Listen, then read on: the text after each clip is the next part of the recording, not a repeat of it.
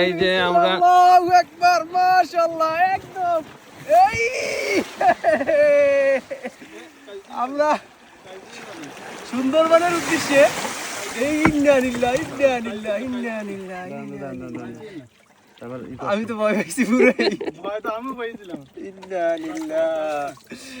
এইটা হচ্ছে গিয়ে এখন তো আসলে ভাটার সময়, একটা থাকে জোয়ার একটা ভাটা, তো আস্তে আস্তে যে নৌকাগুলো থাকে ওই নৌকাগুলো নামানোর জন্য এইটা একটা টেকনিক, ওই যে পিছলা জায়গা থেকে মোট কথা হচ্ছে কাদার উপর থেকে এরকম নেমে যায়, তো আমরা মানুষ বেশি হয়, ওয়েট একটু বেশি, নৌকা একটু ছোট, এই জন্য কিন্তু একটা রিস্ক অলরেডি তৈরি হয়েছিল।